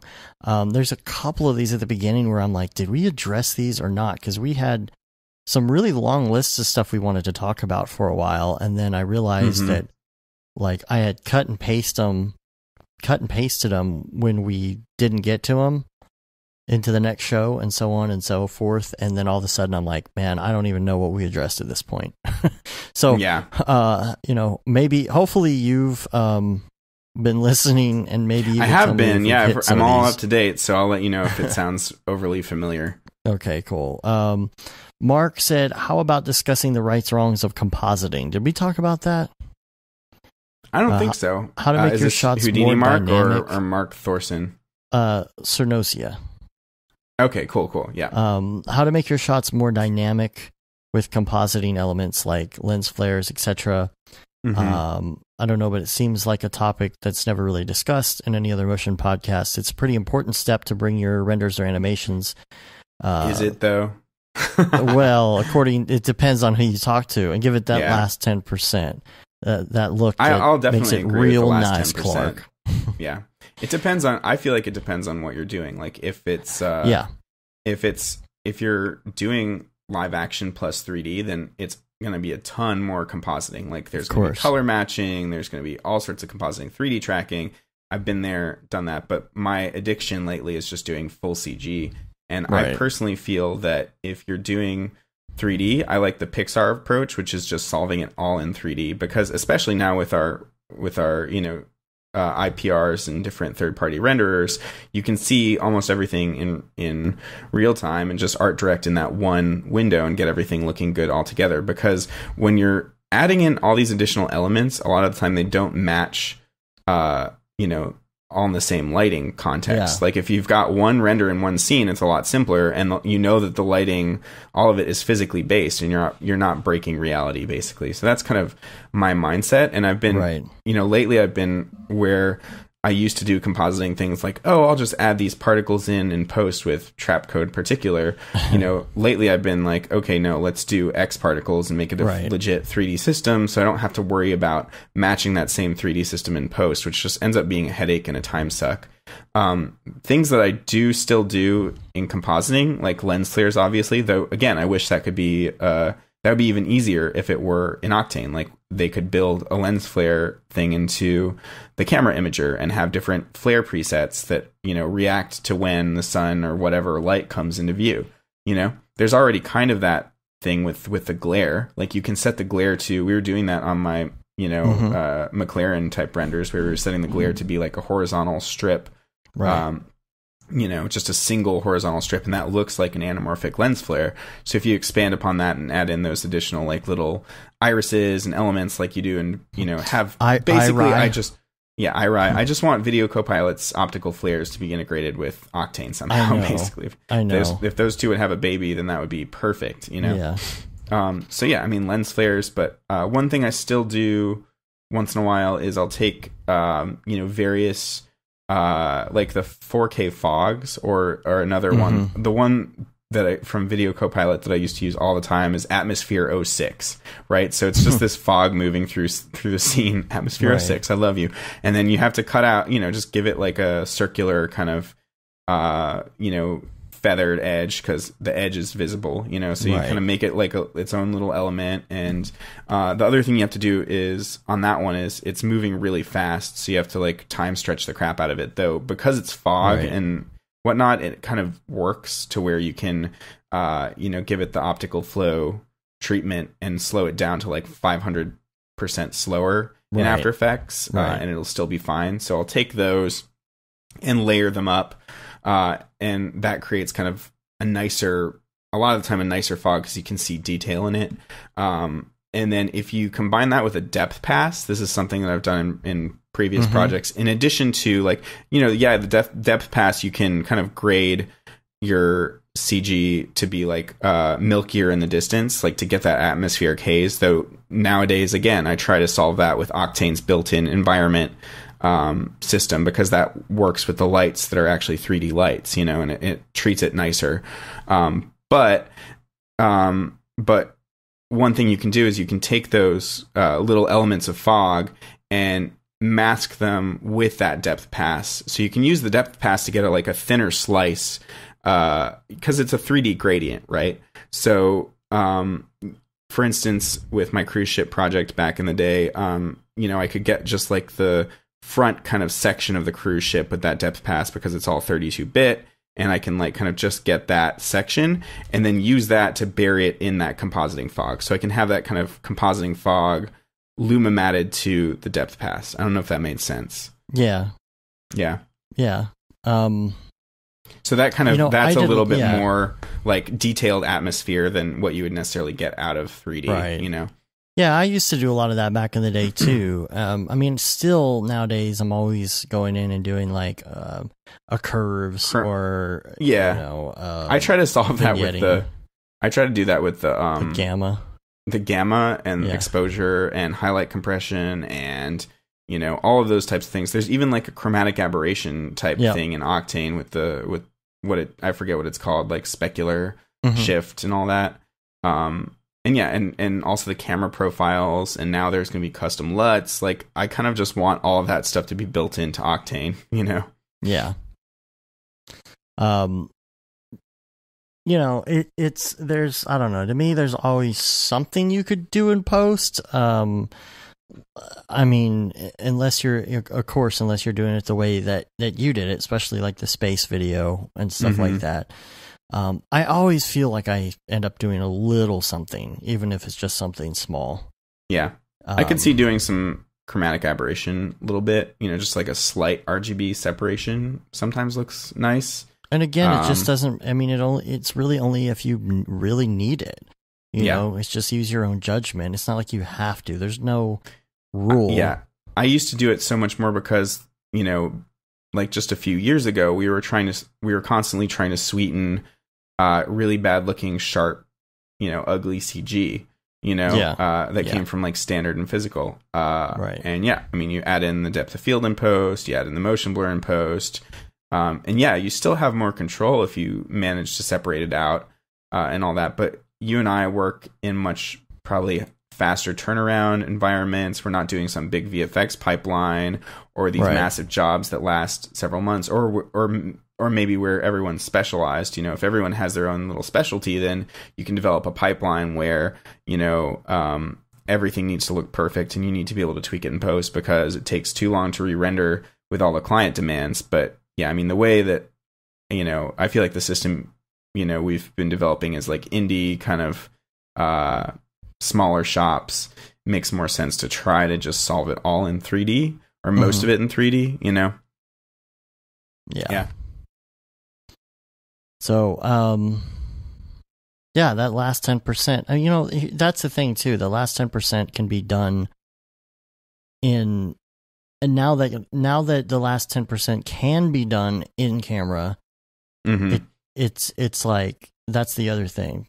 Why not just do it all there? You couldn't do it before. You couldn't do the last 10% there. Now you can. So, I mean, there's still, you can still do the Ash Thorpe and like create some really interesting Illustrator and After Effects type animation and have some kind of techie overlays and stuff like that. That can sometimes be a really cool way to sweeten and add in a little more detail and interest to, scenes, or like digital distortion. There's a lot of stuff that's not feasible to do in 3D. There's still, we've still all got that After Effects background and things that we maybe should call upon more often.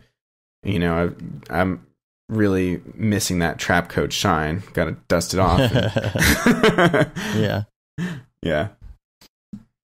All right. So here's the next one. Is natural born talent such a thing? Did we do that one? I don't remember that. Or is it simply the right set of conditions that give rise to talent? That's such a nature versus nurture type question, and opening a giant can of worms. This is from Houdini Mark. He says, does talent come from your parents, or does it come because you were raised with the permission to become talented? He says, I think that it plays into it's just all of the above. Like, I don't know. I personally think that, there's like, I think probably the biggest factor is how you were raised. Your environment plays a huge factor. Like, I think that I learned self-discipline from my parents, from school, and that is probably the biggest factor, is self-teaching and self-discipline, that what I can attribute to, whatever success I've had with my career. And the fact that I found something that I really enjoy doing, means that I'm going to reinvest in myself and put more effort into it. But yeah, I think that the majority of it is just putting in the hours, practice, and you have to really enjoy whatever job you're doing to be good at it is how I feel, and there are such a thing as savants, like, there are prodigies, people that, but a lot of that is practice too. You don't see like those kids that are savants and are amazing at piano from age 3 and 4 probably are chained to their pianos, So, but then there's also probably a genetic component. People have different, predispositions to different things. Like, we don't all have equal brains, or different, or, like, I don't know. Like, some of us have learning disabilities. Some of us have, inabilities to do certain things no matter how hard we try. So it's kind of a complex question, if you know what I mean. You there? Yeah, I'm still here. Sorry. I was plugging in my phone. Oh, okay, cool. I was like, oh, my phone's dying. So I've been having interweb issues, and so we're actually tethering today. But yeah, I was like, oh, my phone's dying. All right, there we go. It's definitely an interesting. Yeah, sorry. It's definitely an interesting question. I don't know. How do you feel about it? I think it's like genetics and environment.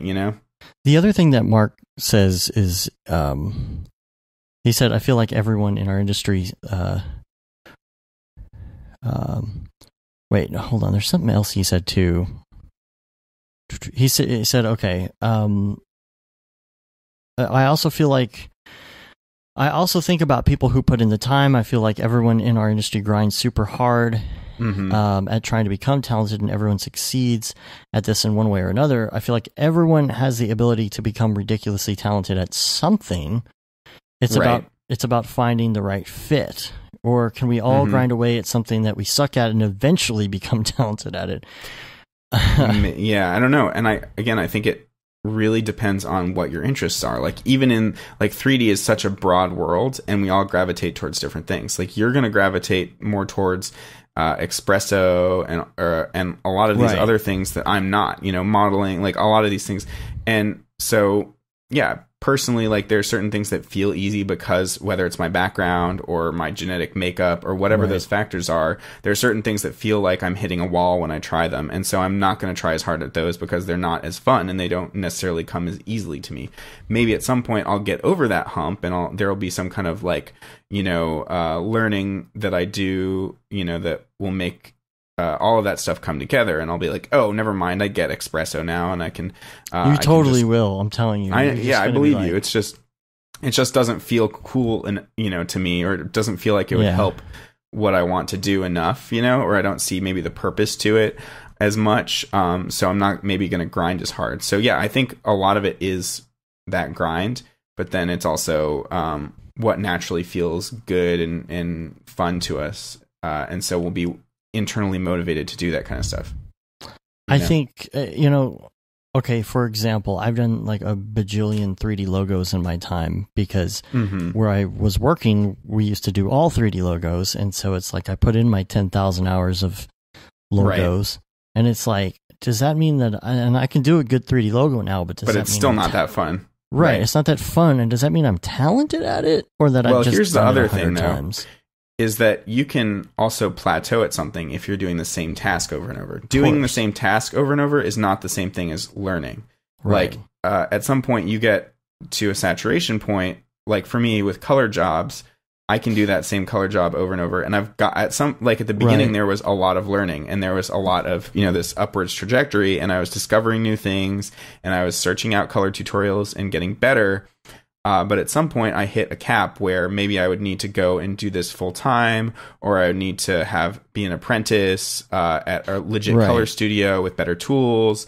And there's a whole dark art to it that I'm maybe not, aware of. Like I've gotten to be pretty damn good with the tools that I have at my disposal, but I've hit this kind of ceiling. But also it's kind of like, do you really want to go down that road? That's another question entirely. But I'm saying you can do a repetitive task over and over for years and toil away and say, I put in my 10,000 hours, and only get incrementally better because you're not actually learning that much. You're just doing the same job in a slightly different variation. And that's kind of the trouble with people that are Instagram heroes as well sometimes, is that they are able to do this one thing really pretty, really well over and over again, but they're not necessarily pushing themselves. It's just variations on a theme. Once you've created a world and some kind of idea, it's easy to riff on that same theme, but you're not really pushing yourself to do something totally different, and you're not really that versatile at that point. You know? So yeah, it's a really complex question. So let's move to Chris. He said, how about common Cinema 4D mistakes beginners make, or what you would have told yourself if you would have jumped in a time machine when you first started learning the program? The first thing that I would have to say is learn what all the channels do. I didn't really have a good understanding of HDRs or environment maps when I started. So I didn't understand exactly how to make something reflect something the way I wanted it to. And camera moves are a really big thing. I would definitely harp on that one. It's a huge thing. It's just, to me, I see somebody will post, hey, I'm new to Cinema 4D. I just learned how to do this stuff. I'm posting this thing on Reddit, Cinema 4D subreddit. I hope you like it. Like everybody says, I hope you like it. And then it looks great, except the camera move is horrendous. It's just jerky, totally, and it's moving this way and that, and there's weird easing, and it jumps around, and you really got to learn how to do smooth, subtle, beautiful camera movements. Totally. Yeah, for me, the biggest are camera movement and lighting are what will, I think, sell. And then third to that is also just clean animation. Much of that we learned from After Effects and easing and all of that. But yeah, it's getting comfy with playing with curves in your animation curves, getting comfy with lighting and camera movement. And also camera movement and animation go hand in hand. Camera movement is just a type of animation. But for me, it's my thing is the digital DP business. But I often think that that's what can make just a static, boring scene come to life, is just by having a cool camera move through it, with some interesting lighting, can go so far to create a moody or stylistic look. So those are the things I would harp on the most. Overloading lights, too many lights. Overlighting a scene in standard render. I know, I saw so many people back in the day back when I was working with people who were brand new and they were all using standard render, it's like, okay, I'm going to put this here, this here, and this here, and I'm going to put a light on top of every single one of these things. And of course, they would use an Omni light instead of a spotlight for just about everything, which just blasts light out in all directions, and then all of a sudden you're pushing light in 6 directions instead of 1. Yeah. I mean, think of it as every Omni light that you put out there is basically 6 spotlights. Essentially is what it comes down to. And so all of a sudden, like, that makes your rendering take longer because there's more light calculations, and like you're not thinking smart about that, and then it's like, why do you need an Omni light here when it could be a spot? And why do you have 50 lights instead of like 4? Right. You got to think of it more like you're actually in a studio and you've got a truck. Just don't think you've got like maybe a light kit and you don't have a truck. You don't have a grip truck, and then you end up flooding the scene and the thing is washed and there's no contrast, and it's just there's no rim light on anything, there's no backlight, it's just gross looking. Totally. So that's another mistake. I guess another mistake I could say is, don't ever try, if you're brand new, don't ever try and render to straight to a movie file. Oh yeah, that's that's a good one. I've seen people do that before. They're like, well, I was rendering this thing as a QuickTime MOV and it crashed after, it's a 2000 and now frame I've render. lost 20 hours of rendering. Right. What do I do? It's like, well, you don't do anything because it's gone. You did it wrong. Yeah. Right. Render as an image sequence always. Totally. So, Tokyo Megaplex says, would be curious to hear you guys' thoughts for an episode on different platforms, both for publicity and also making money and stuff. YouTube, Instagram, Patreon, business models. I think it's crazy how Instagram became a platform of choice for people doing what we do, and it really doesn't cater to us specifically that well. Then there are platforms that cater more to what we do, like Behance, but because they're less popular, don't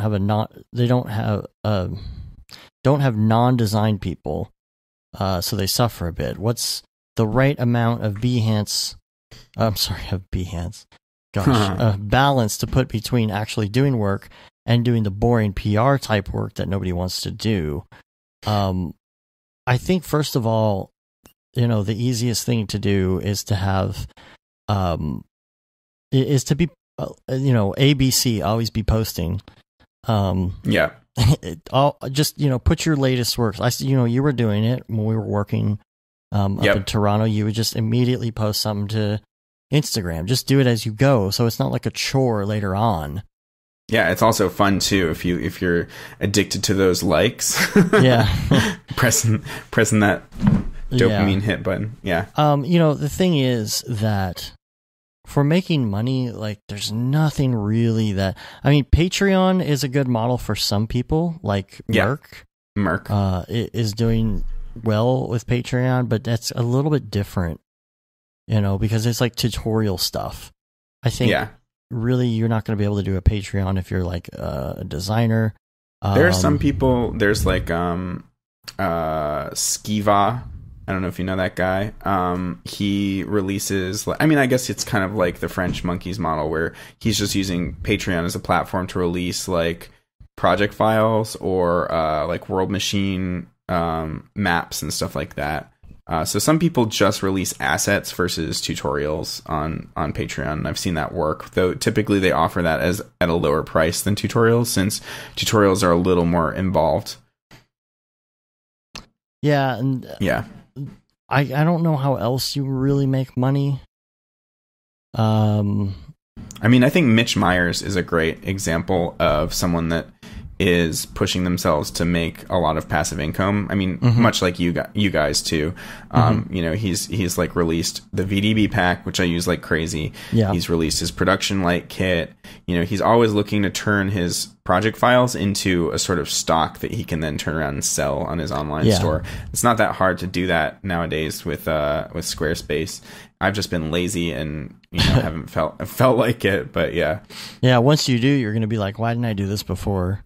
Right. But yeah, and there's with YouTube, like you're never really going to make, unless you're one of those people with like millions of YouTube followers, you're never really going to make money off of YouTube. You know, we started doing that when we first did tutorials, and we kind of stopped putting ads on our stuff. It's like, it doesn't really matter at this point. Yeah. You know? Yeah, I wonder how much EJ actually does make. I mean, EJ is probably the best example other than Grayscale Gorilla of someone that's like really popular in the C4D community and, you know, relative to others gets a lot of views. But I'm curious, you know, how much that actually equates to in terms of dollars. Well, I don't think they're rolling any like ads on their stuff anymore or at all. Oh, GSG. Gotcha. Yeah. It's all directed towards plugin sales, I guess. But yeah, EJ definitely makes some money directly from YouTube. Yeah. But yeah, I wonder how much that actually is. And I mean, YouTube changed its model not too long ago from just straight up views to length of time. So, you know, if you've got people that are sitting there for full hour-long tutorials or however long, you know, then I think maybe you have some kind of potential to make some money, but you have to have a pretty big following, you know. It's probably just some extra little cash for him, not much. Yeah, it's like maybe a couple $100 here or there. It's really about pushing your stuff and then, you know, and then get an audience and then sell something, you know, like model packs or, you know, whatever you want to do. And he's got those plugin packs as well, like his Boil It and Wiggle It and whatever. So, it is weird how Instagram has kind of become the platform of choice. It's kind of hard to put your stuff on there. I feel like I don't like the fact that I can't post something to Instagram, I'm sorry, to Twitter and Facebook and then go immediately post it to Instagram without having to save the file and then put it onto my phone somehow and then upload it from the phone. And I don't know why Instagram is like that, but it's just like... Yeah, it's super annoying. It's super, super lacking in features, and it's like on purpose. So, yeah. I don't know. Yeah, it's annoying. I mean, like, recently I've been bugged because, like, for instance, my Wales project that I just released, the best platform for that is obviously Vimeo. And honestly, that's where I'd most like to drive the views. But then Instagram, you can't link to something externally, so you have to re-upload it to Instagram. Also, because I like this 2:3:5 aspect ratio, that's going to get screwed over with Instagram because, you know, I can't even have that wide of an aspect ratio. It'll crop to 16:9, which sucks because at the end when the text is coming, no, it crops automatically. But the thing is, I'm not using the real estate well. Like, you know, it'd be better to just like have it like super cropped in to some degree. That's what I'm talking about. You crop it in manually into a 16:9 and then re-render it and then put it on Instagram. No, I'm saying that Instagram actually does. I can upload my 2:3:5 video to Instagram. Oh, okay. Okay. And that it'll crop to 16:9 within Instagram. Like, you can take that video and scale it however big or small you want. Right. But I'm saying, like, there is something that's lost in just leaving it 16:9 or whatever, because Instagram's format, it appears really small and really kind of you don't see the detail because, you know, it's a phone only kind of platform and it's designed to be vertical, to be like square format, you know. So a lot of that is just lost. But I'm not going to with that kind of project, I'm not going to sacrifice, you know, how I composed all those images and you know, go to a square format. That doesn't really make sense. But that's why most people are designing their content for Instagram, like in square format for that platform. The other confusing thing is, like, with Twitter, like, I could externally link to my Vimeo, you know, but then it's not going to get nearly as many views because it doesn't autoplay. So this time I decided for Twitter to just upload it directly to Twitter as well, which it's going to look crappier and more compressed. But that, you know, by doing that, it got way more likes and retweets, and it got another 3,000 views just on Twitter. Oh, wow. You know, nice. So yeah, that's it's cool, but I wish that, you could aggregate all of those things a little bit better. I wish that Instagram would open it up to have like really pretty horizontal views as well. Like, why couldn't you just have it be that these images show up, across your phone horizontally, and you get better resolution that way and stuff. Yeah. I don't know. I feel like they're always adding things. They scaled it back and they're always adding things. So it could be like, oh, look at this new feature. Like, you used to be not able to zoom on Instagram. Mm-hmm. And I think now you can, but you can't like zoom and stay zoomed in. You can't keep it zoomed. Yeah, it's so stupid. You've got to hold it, and so then next time around they'll say, "Oh, now you can zoom and leave it there." Ooh, what a feature! Ooh. Wow, it's like the Apple way of doing things. Yeah, totally. Just slowly add one or two little things, and everybody thinks you've reinvented the That's wheel. Actually a great segue for my Dropbox rage. I mean, which is similar to my Adobe rage. I'm really tired of these big companies that make it seem like that we are like tied to, we're addicted to. Like, there is nothing technically better than After Effects that will do all the things After Effects will do. But you can tell that these companies have gotten uber lazy in the way they're operating and how they're slowly over time rolling out features. Like with Dropbox, one of the very first things we wanted like 6 or 7 years ago was the ability to, just leave all our files to where we could view them on the cloud or not. Like the smart sync thing seems like pretty obvious, and it's finally come out, and that's great and all. But like the priorities thing we've wanted since day one, and it still doesn't exist. But like when I think what could I use instead of Dropbox? Like Google Drive? No. But like I'm in this like .net or whatever. Right. No. Yeah, whatever. And box.com. I don't know what. Yeah, I've never. I think Liam was talking about that the other day, or when he was on the podcast, but I'd never even heard of that. Yeah. But yeah, it's like, so I bought like I think I said on a previous podcast, I bought the Dropbox Professional. Or for business version, right? Where you pay $60 a month or maybe even more. Yeah, it's like 75, I think. Yeah. And so you're supposed to get unlimited space, right? It says infinite space, and you guys told me that you need to contact them for more space. Well, little did I know, but I was creeping up on my space limit, which shouldn't be an issue, right? But some kind of weird bug happened where I had 3 terabytes and I went over that. And so it freaked out or something like that. And so I don't even know what's going on at this point. But so I'm like, okay, so I'll just delete, I've hit my limit, and I emailed them because it's the weekend and they don't have phone support, right, on the weekend, which is ridiculous. Don't. Really? No, they don't. They don't have phone support. It's only 8 a.m. to 8 p.m. Monday through Friday. So I'm screwed. And there's no online chat either during these off business hours. I mean, they're that big of a company. Yeah, they're big enough that you 7. And then I was looking and I was like, oh wait, there's a Dropbox Enterprise with call them for a price quote. So if you pay uber extra dollars, then you can get 24/7 support. Right. But that just feels so lame, and it's like so frustrating because like as a small business, like we're tied to these tools, and when they totally shit the bed, or you just realize how dependent on these tools you are, and it's just incredibly frustrating. So like right now I'm in this issue where even after deleting a terabyte worth of stuff off of Dropbox, like there's no reason I should have to do this. So I'm down to 2 terabytes, right? So I've deleted, I went and I'm like, all right, I'm going to delete all my big stuff. I'm going to delete my walk away music video because I know I can just get it back. Right. It's still saved in the history. So I'll just delete all this crap, and it's down to 2 terabytes. Now now remember, the deletes now only save for, I think, 30 to 90 days. Yeah, 120 days is what it said, which is that's really frustrating too. Like, why are you taking away, like I used to have a year version history, Well, for us, we're grandfathered in. Oh, maybe I am too. What's up? Oh no, we're still rolling. Okay. My thing freaked out. For us, we're grandfathered in. We have unlimited delete history. Oh, cool. Which I might be too. I'm not sure because I've been using it for so long, and I upgraded to the Dropbox for Business, and I used to have like at least a year version history kind of thing. So I might also be grandfathered in. I'm not really sure. But yeah, so right now for any amount of space that I delete, even the terabyte that I've deleted, it just says that the rest is filled up by shared storage.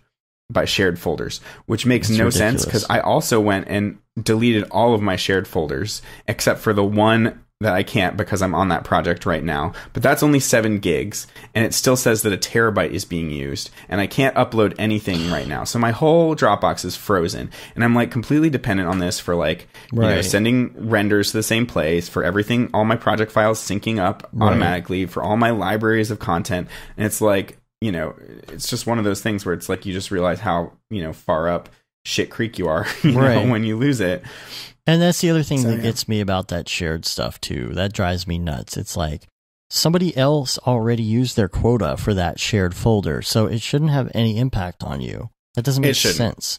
It doesn't make sense. They're charging twice or more to host the same files. That's not cool, especially if you're paying for, you know, professional edition or whatever it is, you know. Exactly. The business but version. yeah, and so and then just the fact that I should have to contact them to add more storage space to my quote unquote unlimited plan it should is be obnoxious. Auto. It should just automatically be a sliding scale, use as much as you want, you know. And now I can't get more because it's the weekend and my whole thing is totally frozen and bugged out.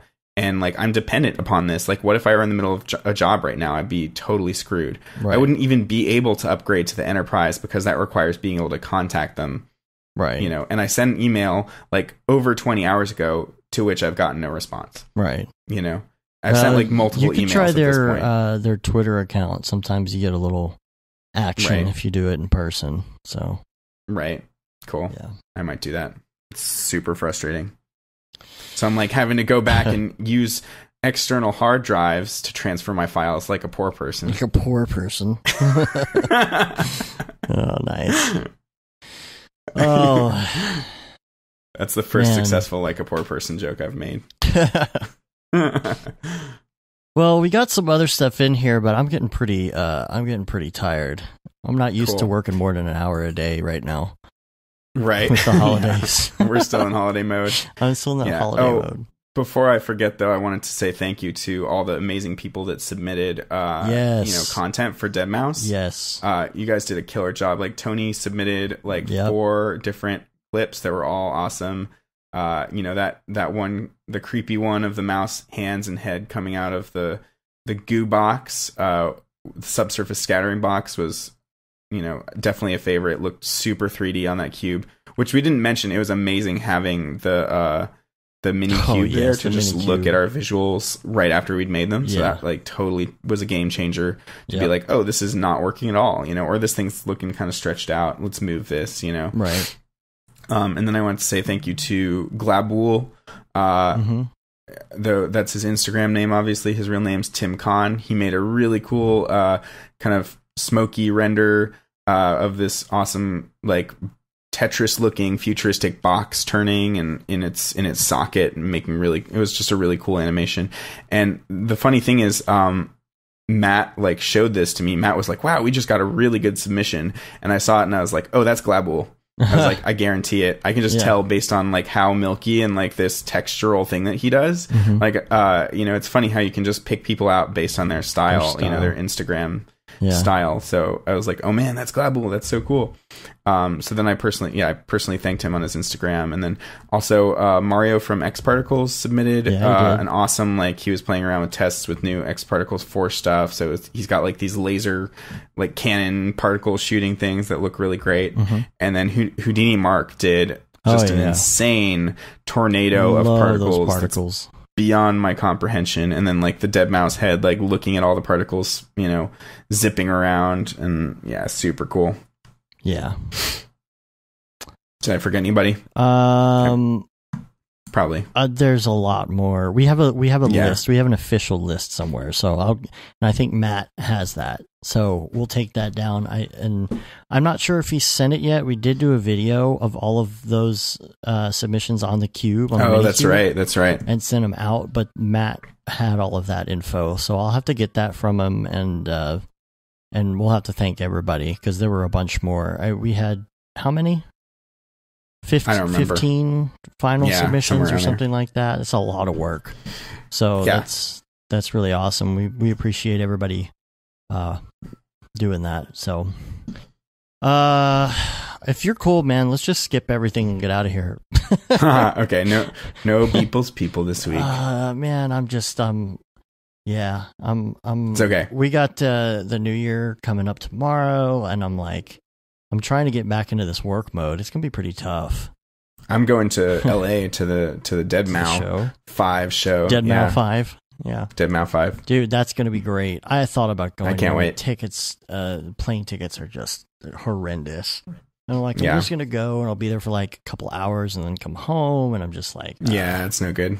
You know. This will be the first one that I've gone to, so I'm really excited. Yeah, that's the other thing too. You know, we've seen a couple. You guys have seen it several times. Yeah. Now I'm super stoked about that, you know, fun secret thing we were working on. Secrets. I wish I could see that, but you know, I'll see it on YouTube the next day. I don't know if it's worth the time and the money to go see it because I know what it looks like. I just haven't seen it on the big cube. So right. Anyway, everybody keep an eye out for that. I'm sure we'll be posting it on social media and stuff like that. So we're going to be ramping up. We're going to be getting back into the swing of things with the show here at the beginning of the year, kind of get back to our actual format instead of just like, you know, just random guests and no real like structure. Oh, you know who else we should have on the show is Smearballs, because we forgot to mention that we hung out for a whole day with Smearballs. Yeah, he made some amazing content for the Cube as well because he lives in Canada, and I have a Smearballs sticker now. I do too. I stuck it on one of my computers, and that one's Smearballs. Yeah, that was totally random. So he did stuff too. So yeah, he agreed to be on the show. Noseman, Brandon. I have this giant list. Massive list. Massive list. In fact, I might have it here. We'll see. Now, some of them we've knocked off the list, of course. Where is it? I'm going to do a search for it real quick. Because, let's see. Noseman. Let's see if it comes up. Future guest list. Here we go. For one, we need to have Sage back on. Yep. Andy was on. We need to have Noseman. Andrew Kramer multiple times has agreed to be on the show. We just haven't really tried to work it out yet. Cool. Angie Ferret. We had Caitlin, David. We're gonna have David Brodeur on again. Good. We need to have Matthias on. You guys still haven't had Matthias on? Can you believe that? We haven't had Matthias on after all that. And he was so good with Chris Doe. Yep. That Chris Doe. That he really needs to come on and talk. That would be a lot of fun. Kid Mograph. There you go. Chris That's Schmidt. We already had Cornelius. Rich Nosworthy has agreed, I think, as well, if I'm not mistaken. Indirectly. So, man, there's just and there's many more now that we want to have. You got to get Joseph Bashara. Yes, that's another one that I personally want to get. Yeah, for sure. Oh, so many people. So, and get Glabul on here, Tim Kahn. Yeah. So many. You're gonna and I think on the episodes like where you're more familiar with the work than we are. You guys can have me on. You know, you need to be on too, because there's some people like we know all of their work, and then there's some people that we love their work, but like you're more of like a hardcore fan, and so I think it helps because I'm just the eternal fanboy. Yeah, yeah. So where you really like, I wouldn't have noticed his style, right? You know, like you did, you know. But of course, there's other ones I probably would have, you know. Smearballs, man, you're gonna probably notice. You're probably gonna recognize. You can't not notice his style. Yeah. So stuff like that. So looking forward to that in the new year. We're gonna ramp things back up. We're gonna get back to our live streams because we kind of held back on that because just everything basically shuts down for the holidays. And so the live streams as well as the tutorials on things like Redshift. We already have some more Corona tutorials that I have sitting in my inbox. I just have to cut them and upload them. So things like that. So everybody get on. Make sure you send your emails, brograph@brograph.com. Let us know if you have any questions or show topic ideas going into the new year, and let us know what you want to talk about. Cool. So you can rate us on iTunes, leave a review, subscribe. in your podcatcher of choice if you don't already do that. Subscribe to our newsletter. Say you've been there, done that, got the t-shirt with the No Brograph, No Mograph tee, the Gate and Simone limited edition t-shirt, which is still available somehow, and the Paul Babb Feel the Bab 2020 shirt. We got to get going on that. I've got some other shirts we're doing. I kind of stalled out on... There's Render Wars, Render Things. Render Wars isn't publicly available, but I think we're going to do that soon. Okay. Render Things has been, and I think we're going to do that. I've had trouble with the design of that t-shirt. So, I think that wraps it up. Cool. It's So been a pleasure, dude. Appreciate you being on, and we're going to get out of here and enjoy the new year and then get ready to crush it in 2018. So, yep, sounds good. All right. So until next time, I'm Dave. I'm David. Have a good one. Later, bros.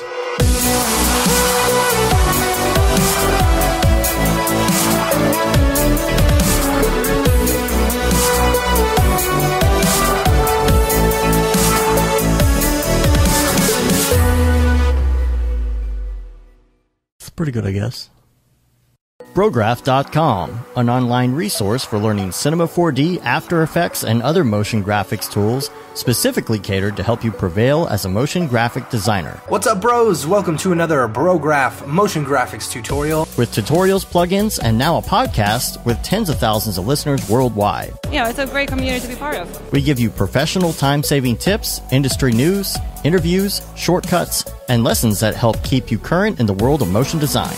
Go into HDR Studio, take the render settings, pick the HDR, point of reflection, and gorgeous.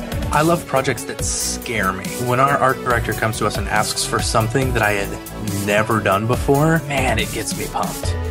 Our weekly long-form podcast will give you the latest news, help you in your file management, hardware configuration, and client relations. Learn about the latest render engines, modeling techniques, and workflow integration while staying entertained. Real nice banana. Ah, that's so funny. All right. I'm going to live forever. Our Brograph Talks are a chance to see the way industry leaders from around the globe are changing the face of motion design. Sometimes you got to make stuff that you're not going to put on your reel, and I'm not here to judge. The podcast and talks include people like Beeple, Barton Damer, Nick Campbell, Andrew Kramer, David Ariev, Chad Ashley, Paul Babb, EJ Hassenfrost, Mitch Myers, Chris Schmidt, Jules Urbach, Cornelius Dammert, David Brodeur, Andy Needham, Caitlin Kaju, Zubair Parker, Noseman, Ryan Bean, Casey Hupke, Nick Lyons, Sage, Joey Korenman, Jeremy Cox, Rick Barrett, John Dickinson, Matthias Omatola, Patrick Goski, Brandon Clements, Steve Teeple, Tom Glimpse, Patrick Longstrom, Julia Simone, Devin Coe, Al Heck, and even Deadmau5. You get that render done. Yeah, you better frame what? Our Brograph breakdowns go behind the projects and give you an insight on what it's like to manage and maintain your own personal business or work for a large company. Join us for live sessions, check out our useful plugins, watch time-lapse projects, interact with us, and send us email questions and topic ideas. Or just hit the Rando Render button and do an imaginative daily that'll keep you on your toes. Take all your dreams and let's do it! Subscribe today and get automatic updates on the latest tutorials, tricks, tips, and inspiration brought to you by industry professionals Dave Koss and Matt Milstead. We don't care how you get here, folks. Just get here. Subscribe now to Brograph Tutorials.